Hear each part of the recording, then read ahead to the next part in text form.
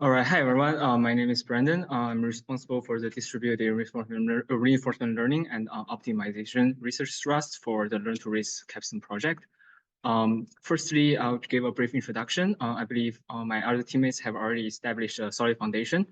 So in terms of my thrust, what I'm dealing with is the slow training process of reinforcement learning processes. So usually reinforcement learning agents may take days or weeks to train, especially for very complicated ones, such as Learn to Race. So what we are thinking about is whether we can use multiple GPUs and computing resources to accelerate the training process. So usually, if we do a sequential training process, we have this environment, replay buffer, and agent parameters, where the agent is being updated using a single GPU.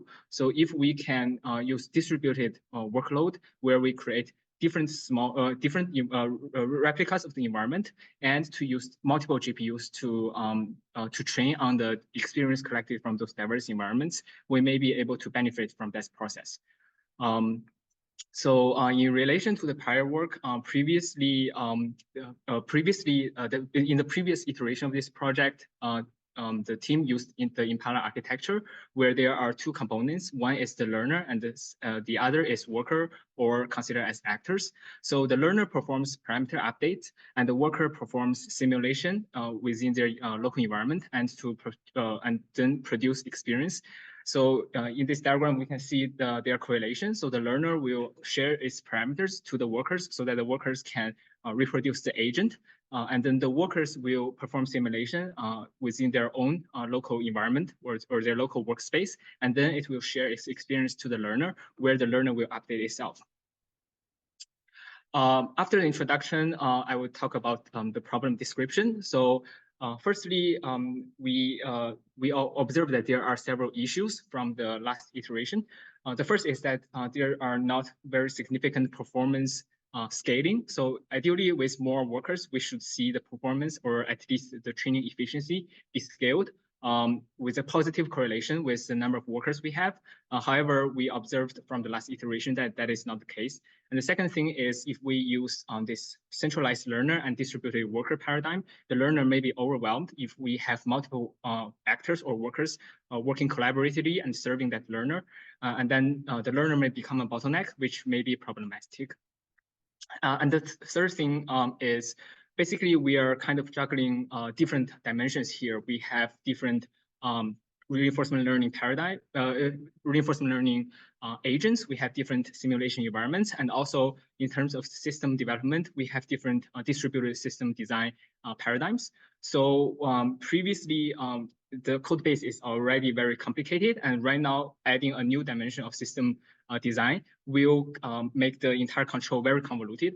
Therefore, we would like to also contribute by dissecting all of these components and to optimize this entire design, which is why this thrust has the keyword of optimization. And in terms of this diagram, because this thrust is very, in terms of like the structure is very complicated, I will be referencing this this axis and diagram in the later slides of this presentation. The proposed solution in a very high level overview is to perform and design distributed training processes as well as resource control optimizations.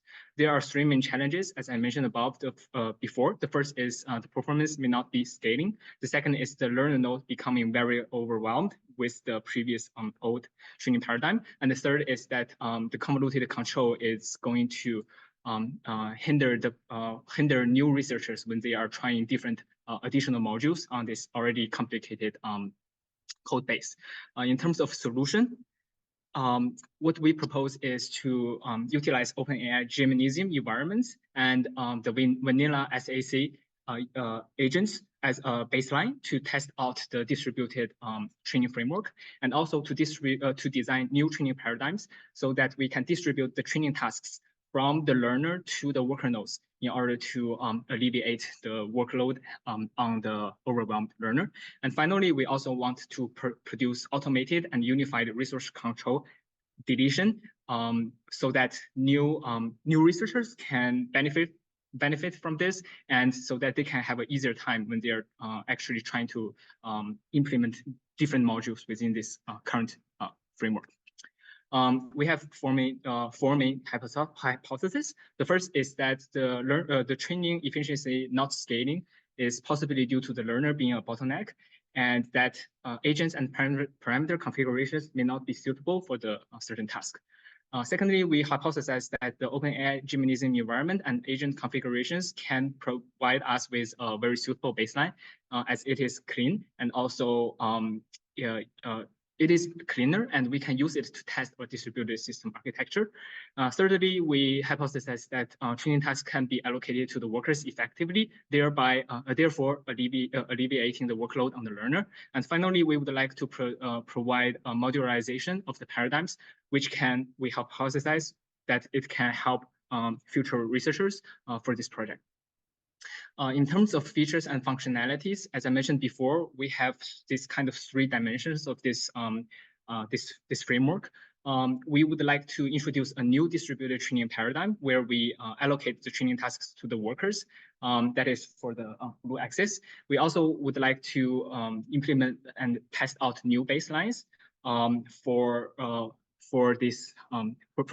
testing this distributed framework. And also we would want to achieve automated resource control and modularization so that a future researcher will not get lost within this multidimensional development scenario. In terms of resource requirement for collecting data, we mainly utilize Arrival Simulator to gain visual data input to encode the current environment state. And also we need to collect multiple training and evaluation metrics, especially the reward of the agents, as well as the training time or the simulation time. For hardware, we need to use multiple GPUs and also CPU support. I also utilized cloud resources such as AWS for debugging purposes. For software, we used PyTorch with Unbias. We utilized Anaconda, Mamba, and Kubernetes files to control this distributed resource launching and elimination.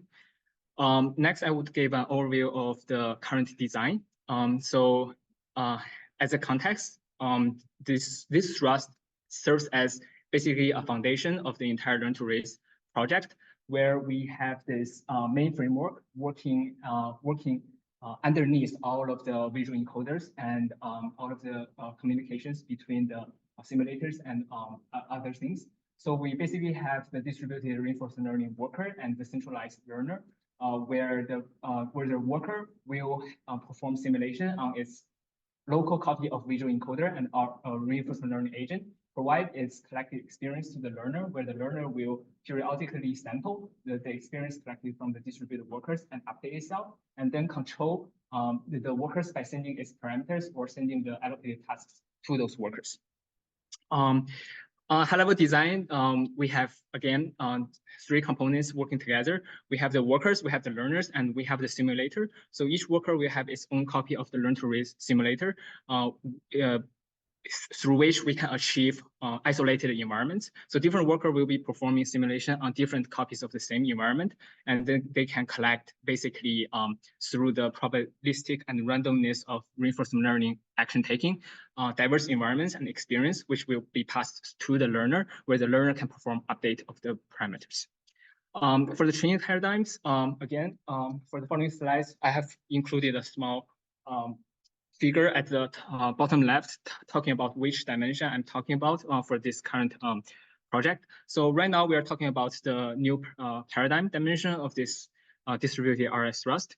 So basically, I'm going to give a high-level overview of the original architecture. So we have a centralized learner. The centralized learner can be dissected into 2 concurrently running processes. The first process will be handling the RL agent will be residing in the first process. The first process will do several main jobs. The first thing is to select the task, which it will assign to the workers. So again, the workers by themselves cannot do anything without being controlled by a supervisor or a learner. So the learner's first task is to select, basically probably due to randomness or probabilistic, select the task which it will allocate to the workers.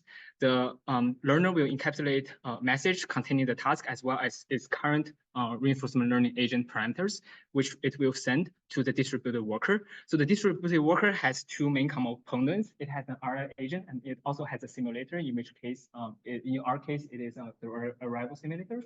The RL agent will load the parameter sent by the learner so that it can replicate the RL agent status from its supervisor, and then it performs simulation on the simulator, and then create this message containing the reward as well as the replay buffer that contains the collected experience, which it will send to the second component of this learner. The second component of this learner, or second process of this learner, is mainly its main responsibility is to take in all of the messages collected from the distributed workers, put them inside a replay buffer, a queue of replay buffers, and also provide weight and bias logging.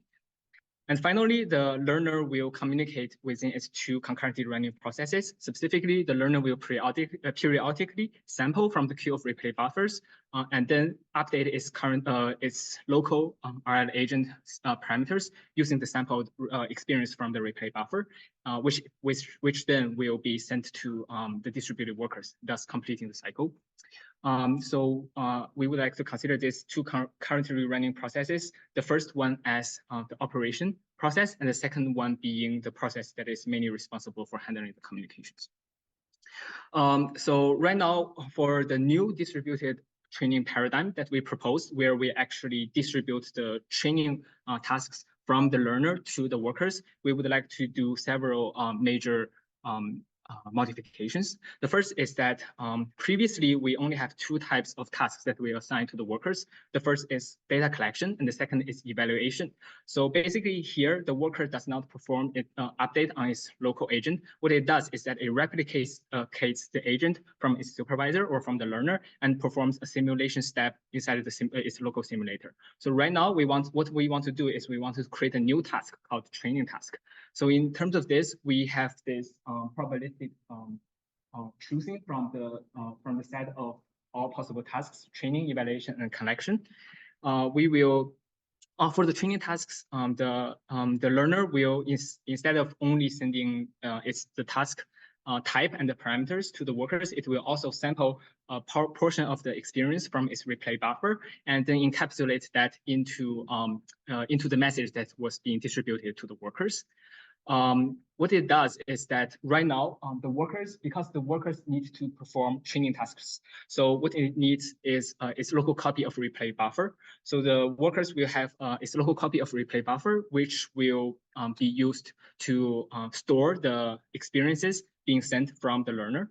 And then the worker will first, what it needs to do is it needs to, again, synchronize or update its agent so that the agent is most up to date by loading the parameters sent by the learner. And then what it does is that it periodically samples from the replay buffer certain experiences, and then it will skip over the simulation step because it needs to do training instead of collecting additional information. So it will update its local parameters and then send back the updated parameters to the back to the communication process, the process of the learner. And what the learner does is that it will do a update of its local agent, but instead of doing as previously we did by sampling from the replay buffer and updating the agent, it will do a parameter switch or parameter replacement through this form of with the damping factor through this weighted average of its old parameter and with the incoming new parameter from the distributed workers.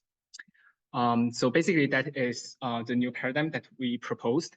Through this paradigm, the main changes are highlighted in red, where we are actually allocating training tasks to the workers. So workers will need to handle this new task of training.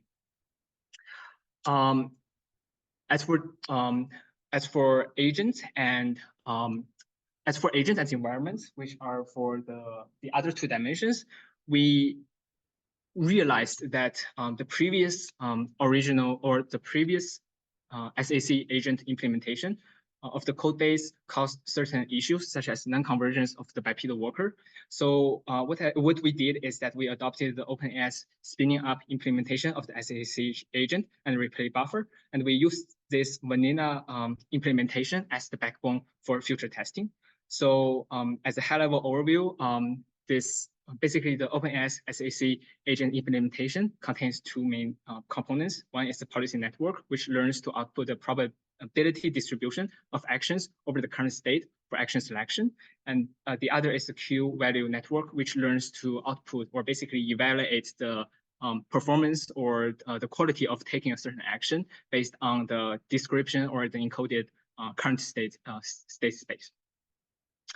In terms of environment design, previously we considered mountain car and bipedal worker. Right now, due to this new OpenAI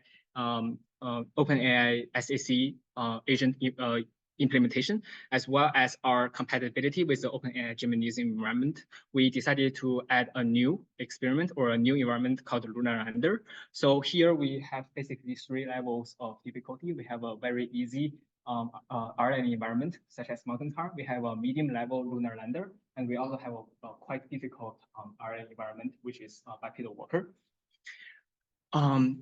In terms of parameters design, we noticed that reinforcement learning is very prone to hyperparameter initialization, and it makes this the entire framework very difficult to debug if we have this hyperparameter initialization issue, as well as the system level design level issue. So what we did is that we unified the hyperparameters by using two main sources. The first is stable baselines from Hugging Face, which contains the hyperparameter choices of all of these the previously mentioned 3 environments, which led to convergence. And also we referenced the spinning up GitHub repository from OpenAI Gymnasium spinning up documentation, where we selected certain hyperparameters from the table that should work. And also we spent some time on the kind of like the 4th dimension of this thrust, which is optimization. So in terms of optimization, what we want to do is perform unification, encapsulation, and modularity of the current code base. So firstly, we unified the number of branches. So previously, we have 1 branch for different paradigm environment configurations. Right now, we unified them into 2 branches and then finally into 1 branch, so that researchers do not, so that one change to a certain branch can propagate to all other branches. We also created automatic generation of Kubernetes YAML files. So instead of hard coding different Kubernetes YAML files for controlling different combinations of environments and training paradigms, we only have currently 2 YAML files as base templates, and then changes made to the template can propagate to all other configurations. Thirdly, we unified the worker runner classes, and we also unified the Python files or the class definitions of learners and workers, so that we can reduce the number of total classes and files, allowing the users to add new implementations as long as they conform to the base class definitions on APIs. Finally, we also unified the configuration YAML files. So previously, the 2 different training paradigms have 2 different worker runner YAML file. Right now, we unified them. And furthermore, we also unified, so previously we have different configuration files for sequential or distributed paradigms. Right now, we also unified that to have all different combinations reduced based on the environment type.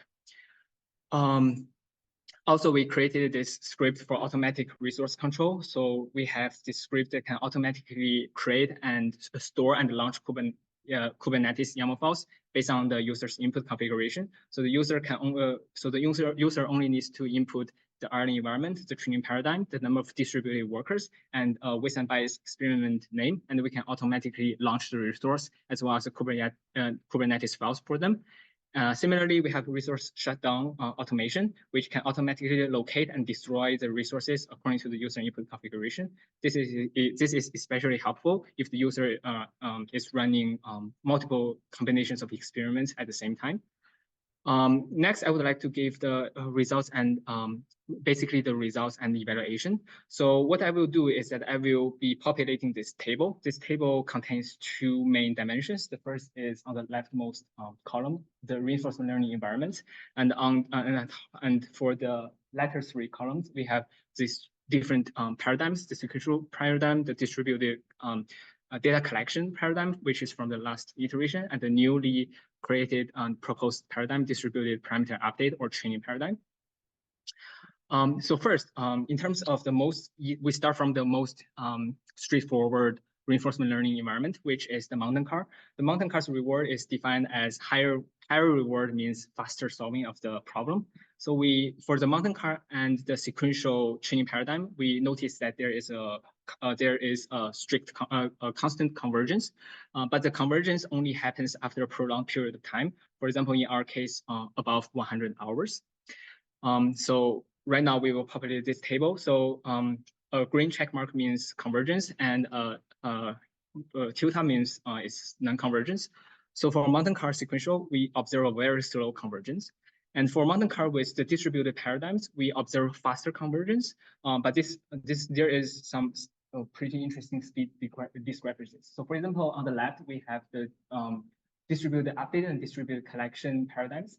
But with 3 workers. On the other right, we have only 1 worker. So we observed that the newly proposed distributed update paradigm works faster when having only 1 worker or having less workers, but the distributed collection paradigm with more workers will be achieving faster speed.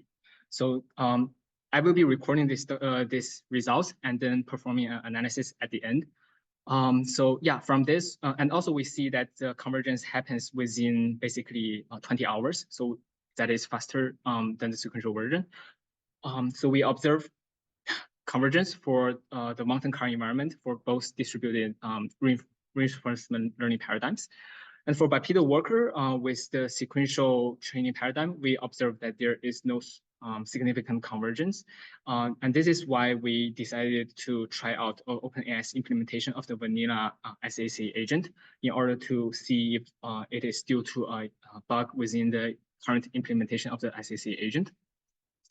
And we see that the reward never crosses 0. For distributed paradigms, we observe that there is no strict convergence. However, there are certain patterns of periodical surges with the distributed update paradigm achieving able to cross 0. So for certain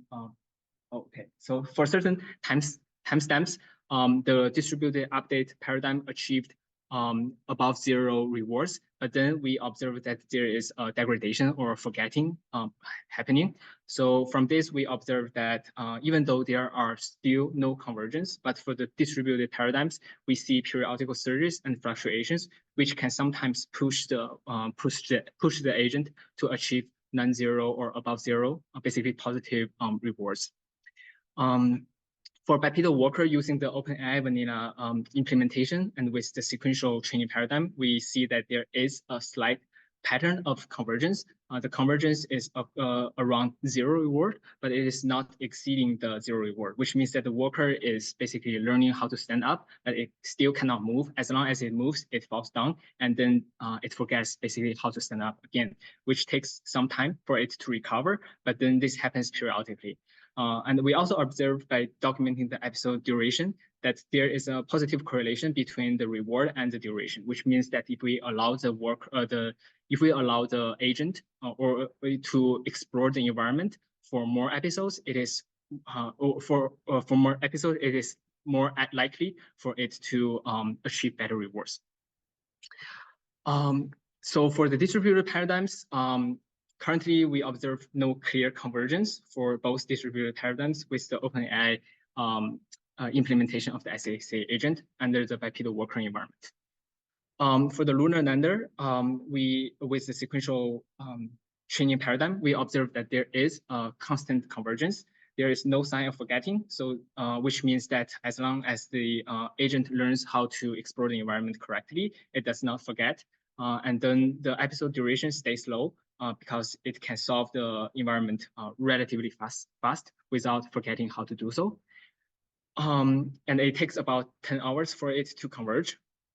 For the distributed training paradigms, we see that both environments are able to reach very higher reward faster, probably due to its ability to explore diverse environments at the same time. However, we observe that there is a sign of degradation or forgetting.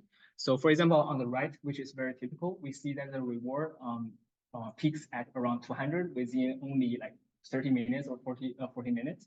However, it experiences degradation in performance, probably due to forgetting. And this may benefit from checkpointing. So if we can greatly checkpoint the current status of the parameters at each of these distributed workers, we can probably force the or kind of guide the workers so that they can be synchronized and to at least not forget so significantly.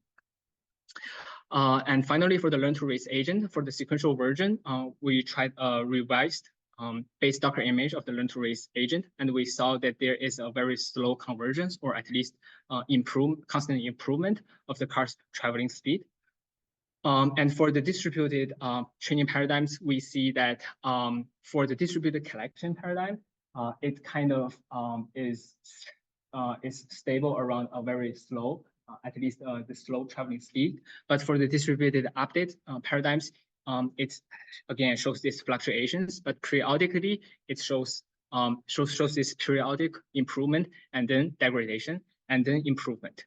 And then this is I left it to run for 200 hours, and this is what I observed. So basically, this is a combination, a summary of all the results from the combinations of different environments and distributed training paradigms. Finally, I would like to give an analysis based on the results I observed. So what we can do is we can divide and conquer this table and to see what insights we can derive from this table. So firstly, if we look at the mountain cars environment, we can see that all three training paradigms are able to solve this environment. So for the simple environment, we can see that the distributed training paradigm works well without experiencing any forgetting or degradation. For the distributed training paradigms, it can achieve around 10 times faster convergence for this simple environment as compared to the sequential version. And then we also observed that the distributed collection paradigm is faster with more workers, and whereas the distributed update training paradigm is slower with more workers. So we consider this for analysis. We hypothesis that this faster training with more workers for the distributed collection paradigm is that the learner is not bottlenecked due to this very simple environment. And then the workers can collect the diverse experience, which allows the agent to converge faster due to this diverse experience collected. However, for the distributed update, this paradigm, there is just sharing of parameters, and then all of these coordinations, task assignment, and also communication through the network can become an overhead for this very simple environment. Furthermore, if we look at the OpenAI versions of this bipedal walker and the lunar lander, we see that this sequential, basically the sequential training paradigm works pretty well for this vanilla OpenAI vanilla implementations on the original Geminism baselines, but the distributed baselines behavior are not very stable. So the distributed collection and distributed update paradigms perform relatively similarly with, I would say, not very satisfactory results for the bipedal walker, and it demonstrates this kind of pattern that is learn fast, forget fast. So basically, they are able to achieve very high, pretty high reward very fastly, whereas the sequential paradigm achieves basically gradually, very slowly climbs up the hill. But however, the distributed paradigms suffer from degradation. So, in terms of hypothesis, we hypothesize that, again, for distributed training paradigms, we can collect different workers have their own replicas of the environment. They can collect, they can basically take different steps within these different environments at the same time and collect a diverse set of experience, which can help which can bring more fluctuation, bring more randomness to the learner. However, the learner can benefit from this process because sometimes it can accidentally or luckily find an action that is beneficial to its training process. And that is why sometimes through fluctuation, it is able to achieve very high reward very quickly. That is something the sequential paradigm cannot achieve. However, because we are doing this very complicated process of sharing parameters, sending parameters, replicating agent status throughout this distributed network, it is possible that the agents cannot synchronize as fastly as they should, therefore causing this degradation of performance or catastrophic forgetting. Finally, in terms of the bipedal worker and learn to race, which are the two hardest environments we have, we see that there are again fluctuations for the distributed training paradigms due to collecting from diverse experiments. We see periodical surges, we see a lot of fluctuations, and then this fluctuation, we can benefit from this fluctuation, which can help us to gain more potential to reach high performance faster. But again, we are observing this suffering or this downside of degradation. So even though the agent can sometimes luckily find the best approach to solve this problem, it again quickly forgets, probably due to this parameter being reset. Distributed update training paradigm induces more fluctuations due to the distributed update of the parameters with the damping factor included. So it brings a degree of randomness inside here. And then, but it generally has a more higher potential to reach better rewards faster. And then it can also benefit from checkpointing. So if we can greedily find some way to greedily save the best checkpoint for the our environment, the agent within the local environments of each distributed workers, we can probably help to preserve this or to kind of alleviate the degradation of the performance or the forgetting after the agent achieves a good result. So finally, in terms of conclusion, this is a table that contains a summary of all of the different environments and the paradigms. We see that basically, so on a high-level overview, the sequential paradigm benefit is that it usually can achieve convergence, though very slowly. So what it does is that you can picture it as a person who is working slowly, but taking one step after the other in trying to solve this environment. There's no significant randomness because it is only one learner or one module that is performing both collection of the data and update of the agent. Therefore, it can achieve this. It usually can achieve convergence, but very slowly. However, for distributed paradigms, it can sometimes achieve high reward very fast due to the diverse simulations, due to all of the randomness introduced by the different workers. However, sometimes it can suffer from degradation. So even though it achieved a high reward very quickly, it cannot retain that high reward. So it's kind of like a trade-off for the learning rate, where you have a high learning rate, you jump over the maximum local maximum. But if you have a smaller one, it will take you a longer time to converge. This is a conclusion. So in terms of contribution, we propose this new training paradigm that distributes the training tasks to the workers. We refactored and optimized the code base and resource control so that the students from the next iteration and also researchers can quickly pick up where we left at. And also we perform experiments and analysis of the diverse combinations of reinforcement learning environments, agents, as well as the training paradigms. For observations, I would highlight that handling reinforcement learning agents and distributed system designs in a cross fashion is highly challenging. There are just so many components running at the same time.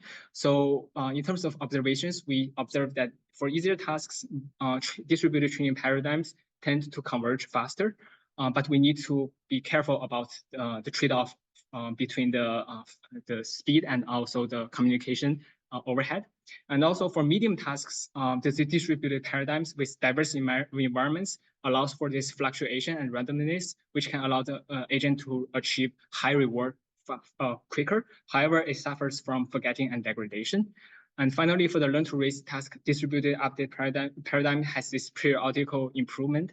However, we currently still need to have need more time to investigate its performance. In terms of future work, there are threefold. The first is that we need to unify the torch device handling. So currently, the replay buffer is stored on GPU, and we need to change it to CPU so that we can optimize the GPU usage. Secondly, we can, if we have the time, to consider important sampling, dynamic adjustment of the task allocations. The first one can hopefully alleviate the problem of degradation, and the latter one can hopefully help us reduce the overhead of the communication.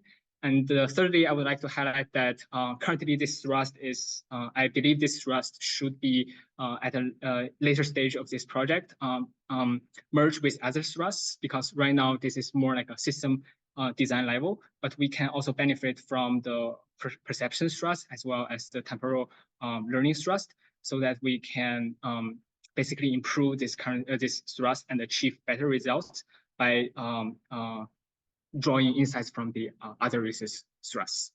So yeah, that is all that I would like to share. Thank you. Great job. So I think it's clear from the range and the depth analysis that you did that there is like no one best answer. It really does depend on. Yeah. What I'm quite curious about is the dynamically adjusted task allocation, right? Because essentially, if we're distributing new tasks to the workers in a much more rational and guided way, it should be possible to avoid catastrophic forgetting. But that also means that we're confident that we're somehow narrowing down the parameter space efficiently that we should be focusing in particular. So, how do we gain, sort of convergence, but while also avoiding sort of, falling into a local minimum? Because that's really the local maximum, because that's kind of a problem we learn to raise, right? Yes. Yeah. So I believe, yeah. In terms of hypothesis, I would say probably so. So we have different workers, basically collecting experience and updating the parameters. So I believe if one worker successfully finds the best action at a certain environment state, we should find a way to preserve that state. So right now it's basically sending it to the learner, and the learner updates. But then other workers can also chime in, and then the learner can update from the other agents. And so again, it's like in this distributed fashion, they're just synchronization is very hard. So I would say probably we can do some more work on the worker's side. So if a worker finds out that itself is lucky and it found a pretty good result, it can probably retain that result in a local storage instead of just like sending everything to the learner and discarding it. So that eventually the worker, all of the workers will have their own local storage of pretty good results they observed. And then finally, maybe the learner can kind of ask them for that refined storage. Otherwise, so one heterogeneous work. That makes a lot of sense. Kind of. Essentially, if you have somebody that did really well, Yes. rather than just having him send a message back and wait for the task, you could essentially have him work on maybe some localized beam search or something around sort of the good part, the parameter space. Yes. Whereas another worker really didn't find anything that improves, the state of learning, then it's just going to communicate back or wait for further orders. Yes. Again, that's like a high level idea, but Oh yeah, no. Yeah. I know it's Right. not going to be easy Yes. to implement. But I think you gave me the answer I was looking for, which is that you still want to have the simplicity of how you provision all of this stuff. Right. But you need to have more sophisticated reasoning and communication. Yes. Because communication is kind of the problem. Yes. Sending results back and then broadcasting back out Yes. again, sort of, a big time sink. Right. Right. Mentors. Do you think those aspects of future work, like important sampling and dynamically adjusted task allocations, are themselves conditioned on task difficulty? So I think you did a great job actually of starting to present a taxonomy of tasks according to their difficulty, let's say. So I guess my first question might be, what do you think it is in terms of the properties of each task that makes it easy, medium, or hard? So I would say, in terms of my understanding, you have the action space, you have the state space, and also basically the max episode length. You are allowing this environment agent to explore the environment. So I say in terms of difficulty, we can probably look at those parameters and see if environment has you can take a lot of possible actions, then possibly it's more difficult because the agent needs to explore in different ways. So for example, for mountain car, you only have like two. You have like basically you are in like this state where you only move left or you move right. But in terms of bipedal worker, like you have different joints. You have the forces. So as I observed in this project, maybe for easier tasks, the distributed framework. So basically, to answer your question, I would say, like, it is possible for us to inject this information of task difficulty to this training paradigm, so that they can probably adjust itself.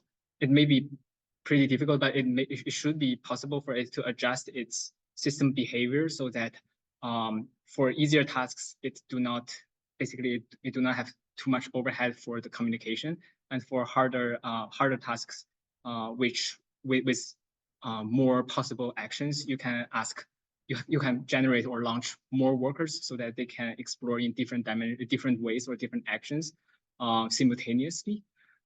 So yeah, definitely that is one thing worth doing in the future work, and we should be able to benefit from it if carefully designed. I completely agree. That was great answer. I guess in terms of the attributes of the task that distinguish its difficulty, I probably add like alignment between like those state action positions, the dynamics, and for example, the reward structure, right? So yes, for example, how well does the reward structure articulate good or bad behavior condition on with the dynamics that the agent is required to undertake in order to do the task well?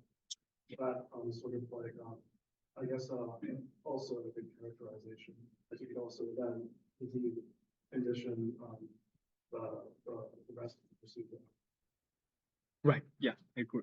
So you mean sort of like the difference between full balancing and bipedal walker, where literally you have to do a lot more exploration, but because in the walker case, you have to combine certain actions together in a certain order, certain magnitudes, over a certain time range. There you would have to explore thousands of combinations, but look at the buffer would have to be larger. I want to add on to that it also involves like one more person, right? Because that's kind of the issue with a lot of like two are really never just like there's different areas that you can localize the error in, and it's very easy to forget which is the. So with our current reward, we reward the agent for sitting on the center of the track, right? Is that a reasonable risk? Brendan, one thing that I did want to ask you is, I know we focused a lot on parameter tuning and pure parameter, but what about hyperparameters? I think there's a place for us to start experimenting with parameters as well in this. So yeah, in terms of hyperparameters, do you mean like for the SAC agent or for the training framework? I guess I'm asking about both, right? Because effectively there's two different factors. The ones that define the distribution of a training job and the ones that define the training job itself. Yes. So yeah, again, that is why we have this compatibility with the Gemini environment, I would say. So in terms of Gemini environments, there have been a lot of well-documented hyperparameter choices, which we can use as a baseline, and we can observe, like, for example, convergence for the mountain car or the lunar lander on the sequential one, and then we use that, we fix the parameters, and then use that for the training paradigm. And then again, if the training paradigm achieves convergence, then we can probably tune the parameters for the training paradigm. But basically, yeah, the system level hyperparameters will also add another dimension to the hyperparameter search if we are going to do that.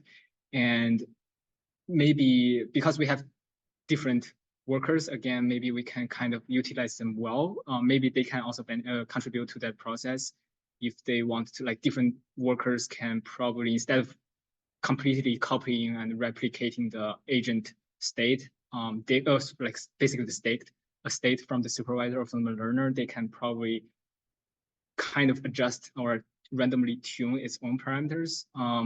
The downside of that would be it will introduce even more randomness. But the good upper side of this would be you will be even more exploiting the distributed training resources, allowing them to do more work that you otherwise will take a longer time to do for the sequential training paradigm. So definitely that is one thing we can consider in the future work.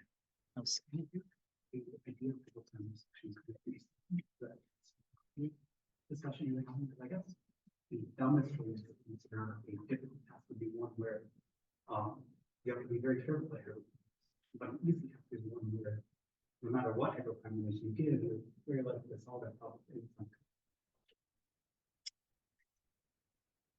The way I'm thinking about it is that if you're, this is like a language problem, but sometimes you are sampling from unexplored parts of the space.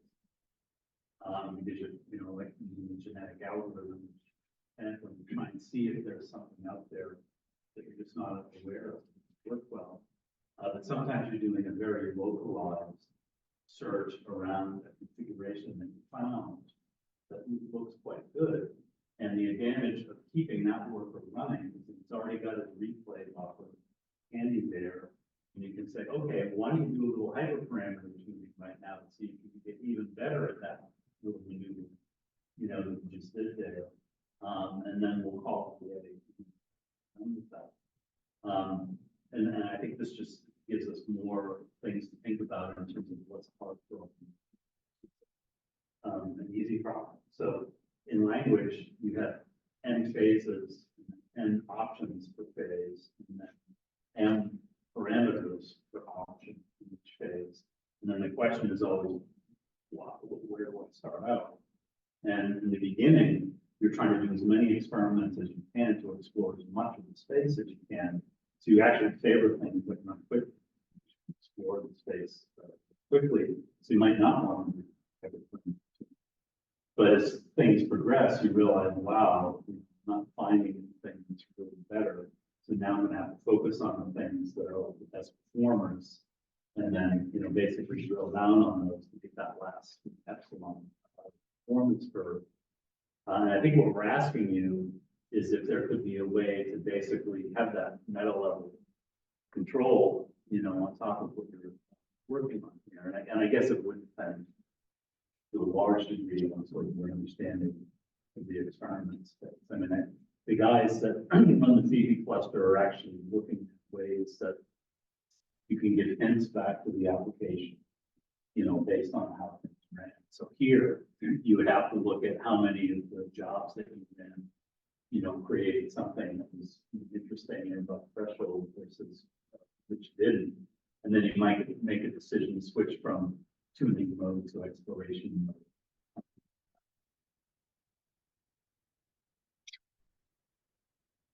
Hey, thanks a lot.